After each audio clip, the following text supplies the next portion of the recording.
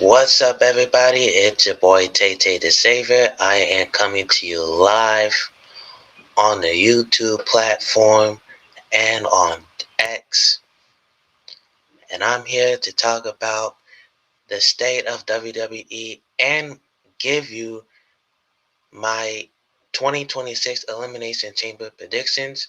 The Elimination Chamber paper PLE will be taking place tonight, so I may or may not be able to watch it. Depends on what I have going on. I will be going to Maryland tonight. So if I'm able to catch it today, maybe I'll watch it with my VPN on Netflix. If not, then I'll catch up tomorrow. And with that being said, first is the state of WWE. Now, I have a lot of topics that I need to get down to. WWE so far this year has been on a downward spiral. And it started since WrestleMania 40. When Cody Rhodes won the WWE Undisputed Championship from Roman Reigns, it slowly started going down.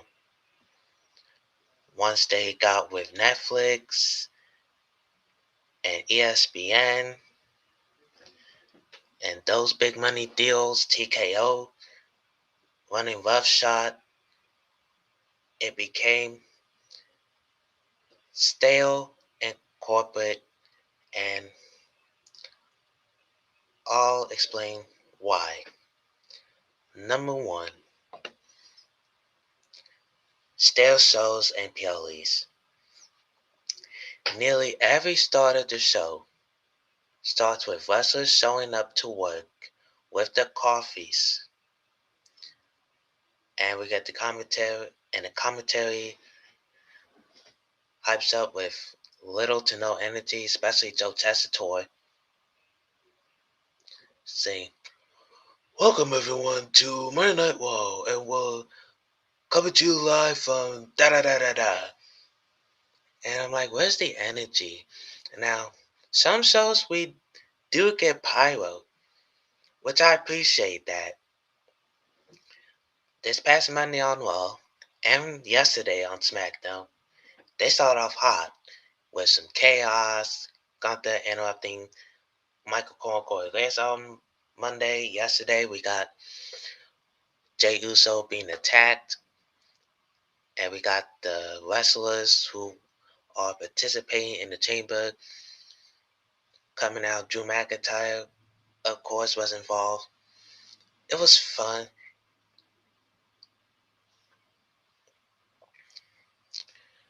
One of the big problems of why their shows have been stale and boring is because of the crowds. The crowds are lifeless. On some segments, when you expect people to get out of their seats and pop,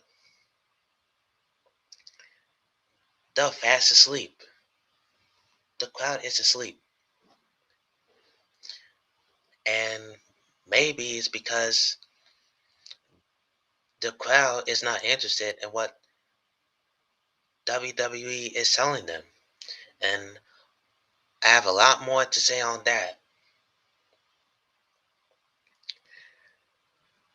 We get predictable and safe outcomes over and over and over and over again.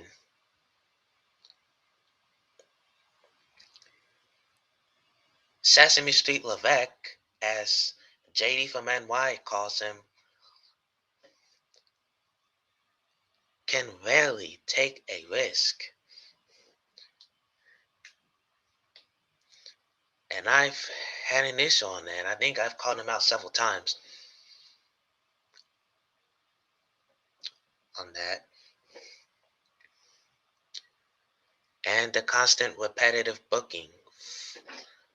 For instance, the MFTs in White 6,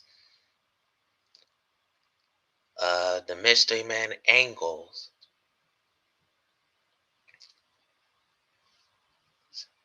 the 50-50 booking.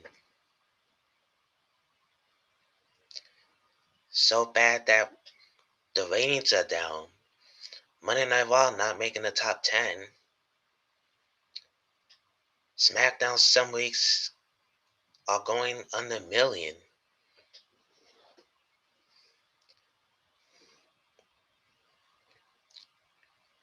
And then you'll have moments just for the sake of going viral. As we saw at SummerSlam when Brock Lesnar came back. We saw that at Elimination Chamber when John Cena turned on Cody Rhodes last year to join The Rock. They didn't go nowhere.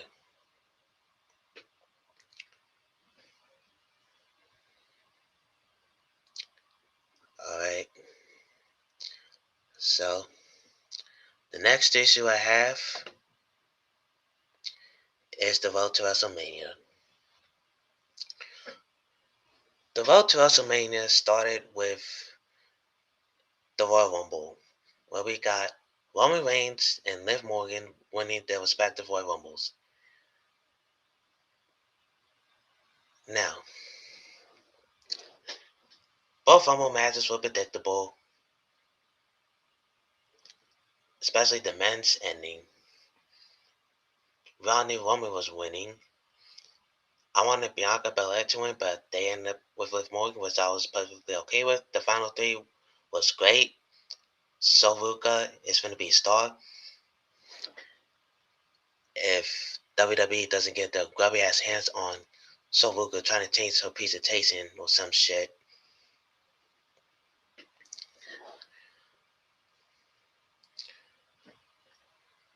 Jey Uso yeeting needs to stop, because we saw it at War Games where Jey Uso tried to run it back, and I was like, oh God, why are we running it back? And the same thing happened at the Royal Rumble. When Brock Lesnar was eliminated by Cody Rhodes and LA Knight, these people in Saudi Arabia were eating. They didn't pay attention to the in-ring action because they were eating. Like, can Triple H and WWE stop the eating? At least give up with the eating?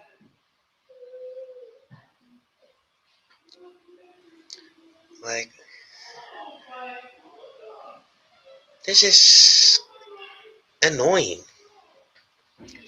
And the best part of the World WrestleMania so far is CM Punk and Roman Reigns face-to-face promo. I love that segment. I love that Roman Reigns and Punk spit bar for bar at each other. Roman Reigns mentioning why he was booed and how CM Punk made his life a living hell.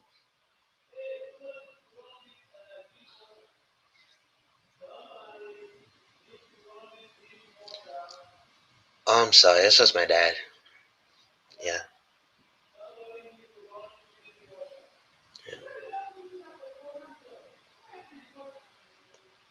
Yeah. Anyways, yeah. Punk and Roman's, that was the best thing. Looking forward to Roman Reigns this coming Monday. Can't wait to see more of that. I wish I could say the same thing for the women, because Liv Morgan having to wait for weeks upon end to see who she was facing at WrestleMania, when we literally knew that Stephanie Vaquer was going to be Liv Morgan's opponent, and that reveal fell absolutely flat. It was lukewarm as hell. And now we got a mystery crate that's set to open tonight at Elimination Chamber. And I'll tell you who I think is in that crate. And I also agree with AJ Styles that WrestleMania has lost its luster on the Raw recap. And he's right. WrestleMania has lost its luster. WrestleMania went from one night to two nights, and same with SummerSlam, and probably the Royal Rumble, Money in the Bank. It's like when WrestleMania has lost its luster, as the road to WrestleMania has been so bad so far, you cannot sit here and disagree with what AJ Styles has been saying. I know many other podcasters have been saying it. I've listened to so many that they agree with me that WrestleMania has not been the same. And TKO selling to the Saudis didn't help his case. So that's all I have to say about the WrestleMania so far. Um, I hope that it heats up tonight at the Chamber. The next issue, corporate greed.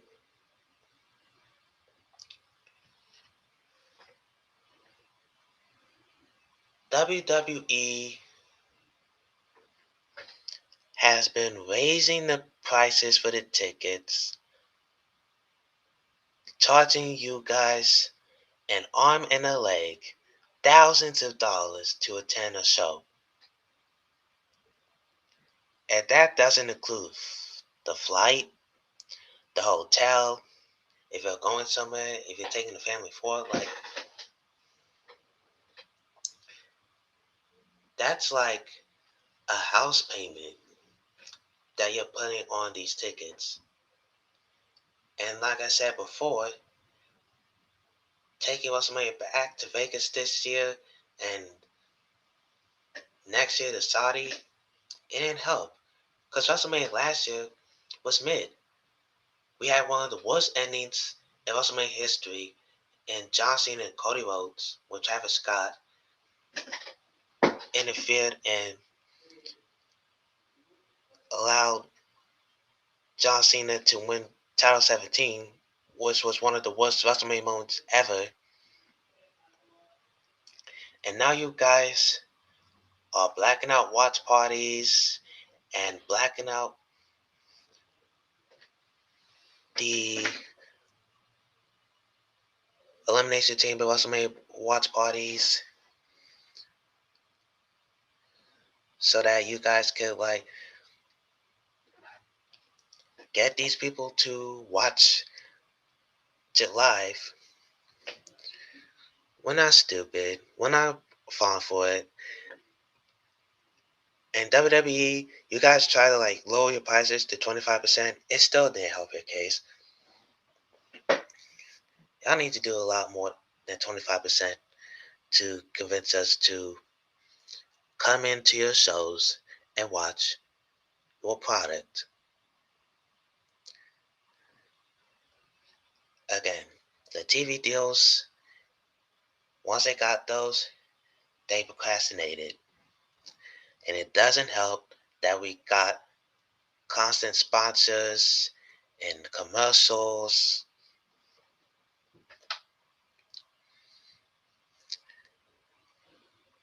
And that's why I watch shows with a VPN.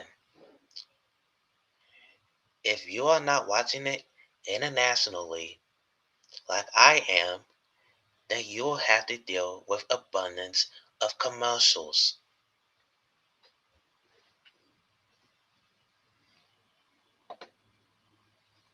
My next point is the writing team. Here's what I would do. I would change the writing teams for both Raw and SmackDown. I fire Road Dogg, I fire Michael Hayes, Bruce Pritchard, and Ed Koskey, because these four are ruining the product. I get good writers who know what they're doing, who know what the fans want. Bruce Pritchard, if you watch Unreal, wanted Pat McAfee to go over Gunther at Backlash, which could have been absolutely egregious decision. Because if y'all thought Gunther tapping out to Jey Uso at WrestleMania to his own finisher was bad, just imagine how worse it would have been if Pat McAfee beat Gunther and Gunther lost back to back. Like, thank God somebody with a fucking brain had to reverse that decision and had Gunther go over that. Can you imagine? Can you imagine Pat McAfee going off over Gunther, who had the longest reign of IC Championship reign ever, who would retire Goldberg, Cena, and AJ Styles. Road Dogg gave us some of the worst SmackDown episodes last year. In fact, he was responsible for SmackDown being the worst Wrestling Weekly show last year. One of the worst shows that I ever had to see last year. And it doesn't help that Chelsea Green is being underutilized. As Chelsea Green is being treated like shit. Michael Hayes was mad disrespectful to her at Unreal when he said that Chelsea Green would be a better as a utility player,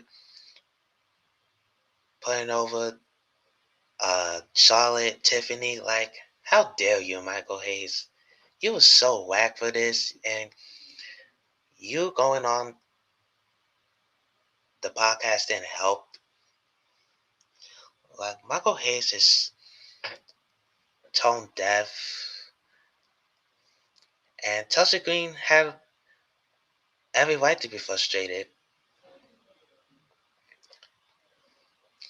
And I think Chelsea Green is entertaining. I think Chelsea Green is a world champion material. I think she's got everything she needs to do. Whether or not you think the Secret Service is good television, that's up to you. I thought that was disrespectful for Michael Hayes to diss Chelsea Green like that. Michael, you need to worry about the shows.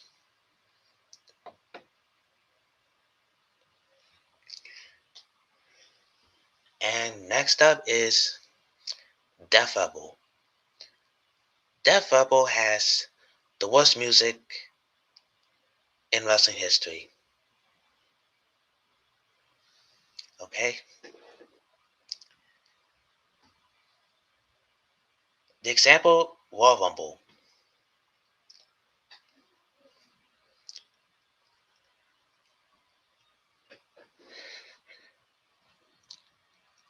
Unless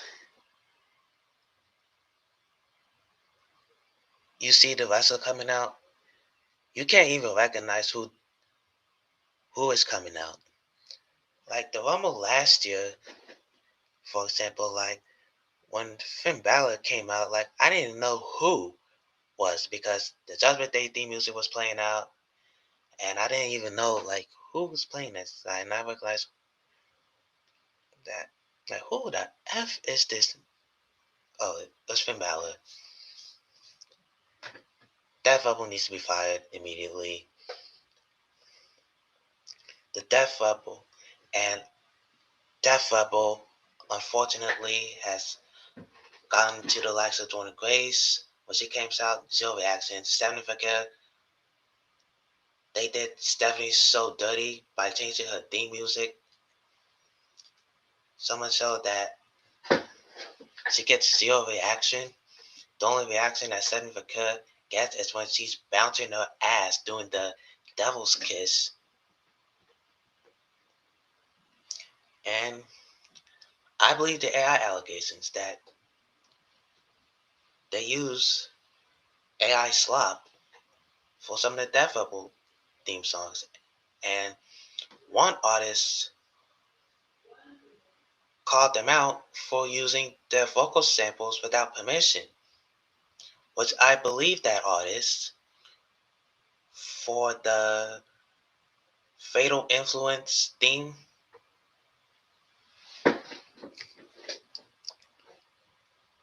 And fans are sick of it. And even some of the wrestlers are sick of it. The only ones that I recognize are the CFOs or Jim Johnson's. Or if some Death Rebel songs included or some or the Death Rebel have good theme music for the Samoans or the Josies.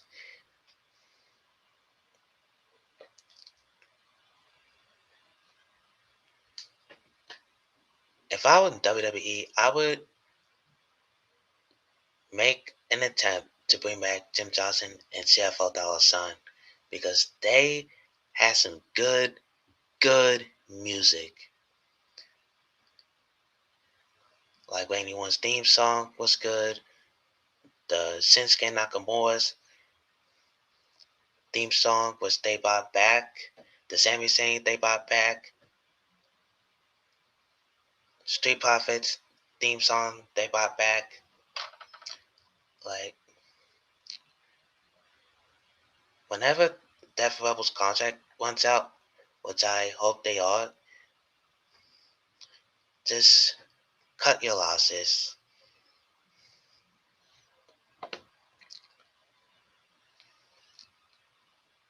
The championships.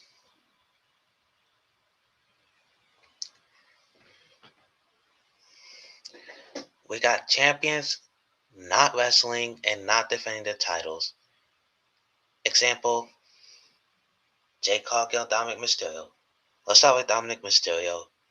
Dom Mysterio, he won the title at Survivor Series from John Cena.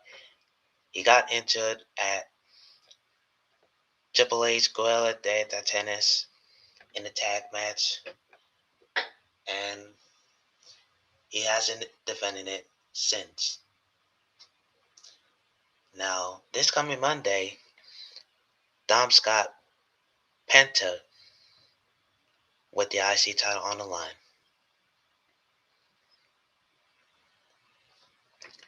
Jade Cargill, she won the title from Saturday night's main event from Tiffany Stratton, and up until last week on SmackDown, Jade Cargill has gone over 100 days of not defending her championship. Like, what the fuck are you guys doing, WWE? Why did you give Jade Cargill the title in the first place if you had zero plans for her? If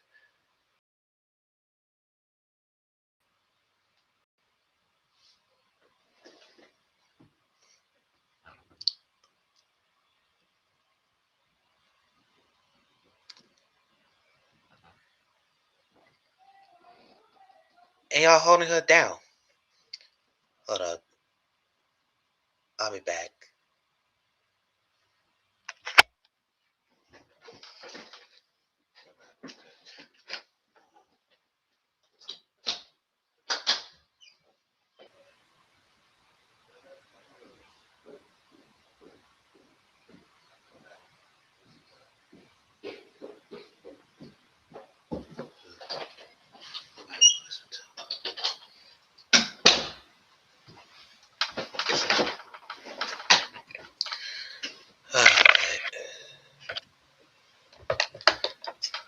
Sorry for all that.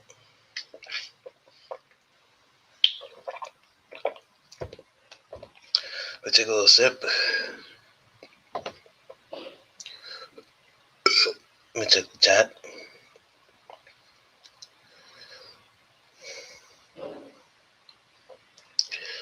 Alright. So, yeah. Take off, girl, 100 days. No competition.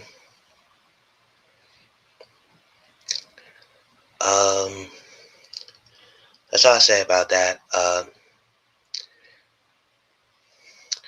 Not every title reign should last 6 months to a year. You can change it every now and then.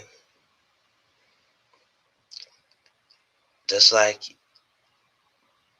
you saw NXT Tuesday night when 3 championships changed hands: the North American Championship, the Speed Championship, and the NXT Tag Team Championships changed hands. I've already did a video on that. You can check it out on YouTube and TikTok. You'll see my thoughts about that. And also, like, that Cody Rhodes dropped the WWE title, to Drew McIntyre in a 3 Stages of Hell match. I thought that was much needed to shake things up on SmackDown. So yeah. Not every title needs to last 6 months to a year. Next up, the tag team divisions. The women's tag team division has been on fire lately. Nia Jax and Lash Legend won last night on SmackDown. They're the new women's tag team champions, which frees up Rhea Ripley to possibly win the Chamber and face Jade Cargill. And I like the work that Lash Legend has been putting in. I got Nia Lash, Rhea, and Io on a great match. And the pairing is nice for Nia Jax and Lash Legend. It helps Lash Legend get some exposure, get her reps in. They see a lot of value in WWE, see a lot of value in Lash Legend as her fiance, Trick Williams.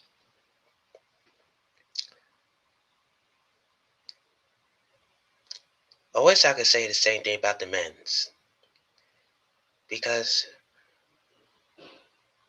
both tag teams are fucking putrid.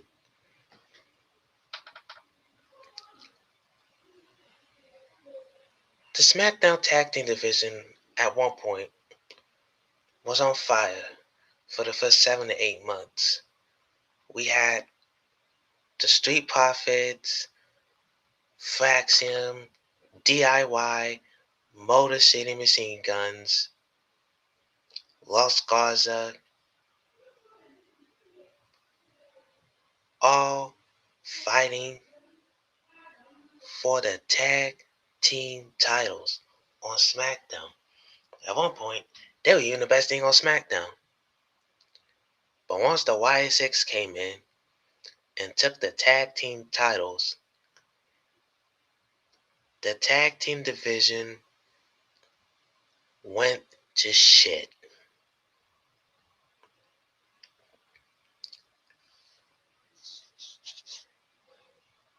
MFT's and Y6 feud has gone on for months. I am bored with those teams interacting with each other every single week.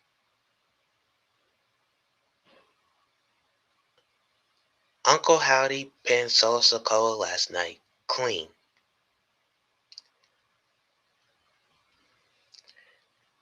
And you would think that would be over, but nope. That fucking lantern has been stolen by the MFTs. And this is the best of WWE creative. MFTs, the Y6, who is going to get the lantern?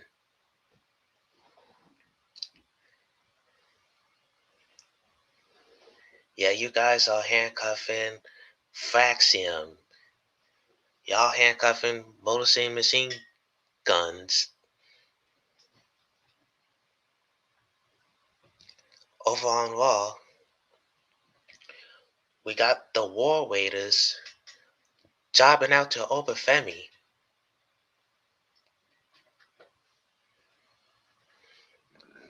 For what?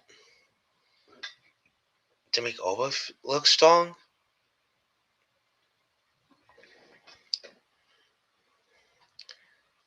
I didn't like that.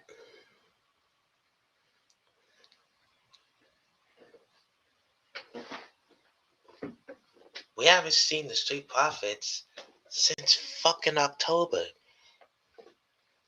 Where are the Street Profits?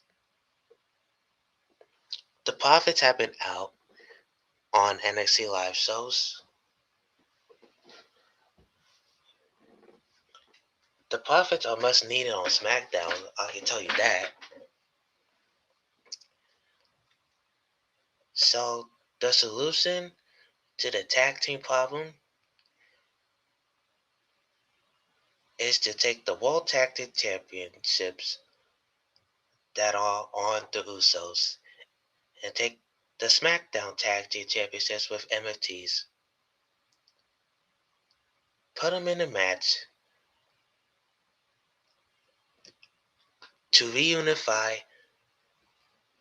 the Tag Team Championships so that we can once again have one singular tag team division floating on Raw and SmackDown. Just like 4 years ago. And only this time, one singular belt. That's not just me saying it. J.E. from NY126 been saying it for years on end. The Solid Monster been saying it. Merge the divisions.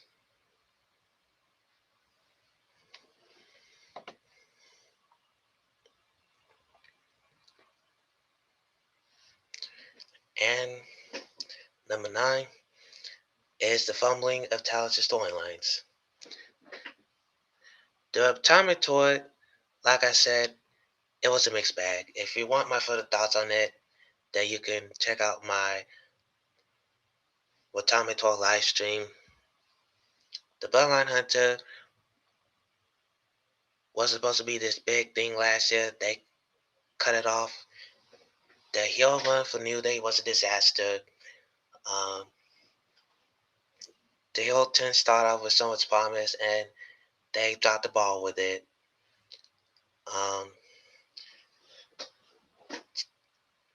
Folks like Chelsea Green and LA Knight being mistreated, being shafted over and over again. Kai and Oscar Angle has gone cold. Ciampa leaving WWE to go to AEW is not helping the case for Johnny and the SmackDown Tag Team division. Natty's Bloodsport gimmick had a lot of promise, and they also managed to screw it up. Natty had zero reaction on Raw when she faced Maxine.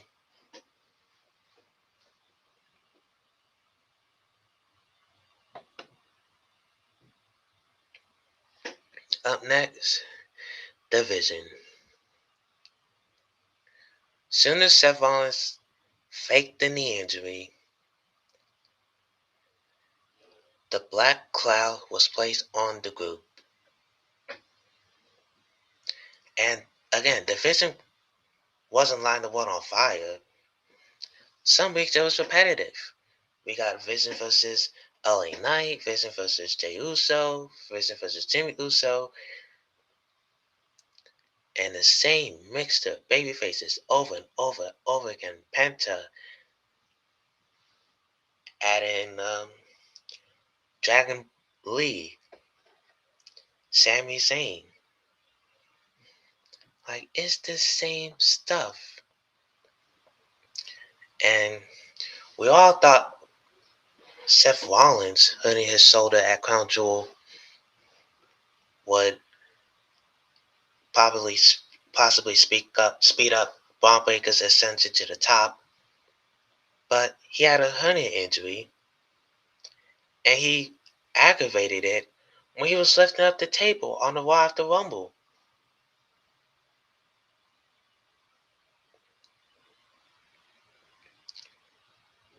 The Bronson Reed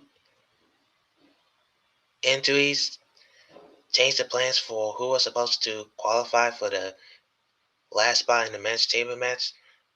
Bronson Reed was supposed to win. We had Jey Uso win instead. And yesterday, Jey Uso was attacked. Jacob vs. Logan happened. Logan went over. And we're at the Max Man angle, which has gone on for many weeks now.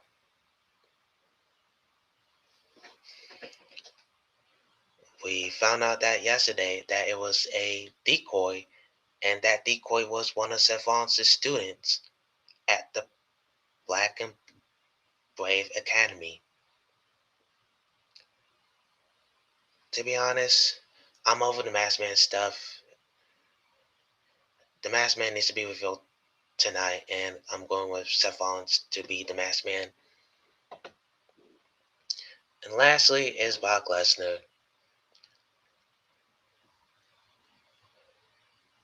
The Janelle Grant lawsuit is still ongoing. Right now, you guys could go over the lawsuit as much as you want. The return of SummerSlam left a lot of bad taste in people's mouths. Noticing that Brock Lesnar's name was in the lawsuit. The only thing I liked about Lesnar's run so far is the reunion of Paul Heyman. Him and Paul Heyman together are gold. The WrestlePalooza match with John Cena was a waste of time. It was a rehash of SummerSlam 2014. And Monday Night on Raw, Lesnar gave out an open challenge, which pretty much confirmed to me that WWE does have their shit together. They're trying so hard to sell you these tickets. They are exploiting you people from coming on here to sit down live in attendance and bore you to death. Like, if you plan on buying a ticket to see Lesnar or any of these states, then you probably need to have your brain checked. And that's coming from someone who was scammed last week by a random Twitter user on X, a random Twitter user who pretended to be some staff support, took nearly 5K on my account, so bad that we had to call the bank, and they got me a new one, and I got my money back. So, you know what? It's better that you invest now. You invest your money. You can get an ESPN subscription or watch it with the VPN for these pay-per-view shows with the Netflix subscription. Like, this is why I'd rather stay at home. VPN Raw, SmackDown, and the pay-per-views.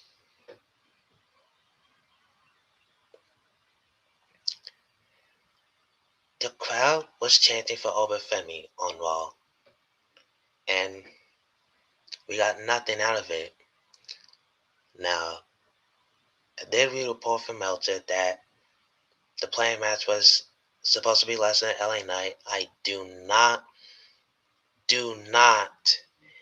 want Brock Lesnar versus LA Knight. That would be a terrible idea. You thought Lesnar and Ambrose was bad. Like, good luck trying to convince us that LA Knight has a slither of a chance of being Brock Lesnar. Like, that would be a huge burial for LA Knight. Obafemi and Brock Lesnar should be the match. They teased us at the Rumble. Give it to us at WrestleMania. Alright. 1-1. So that's all I had to say about that. These are my opinions on the State of WWE. What do you think about those below? Comment down below. And let's get on to the Elimination Chamber, with 4 matches on the card.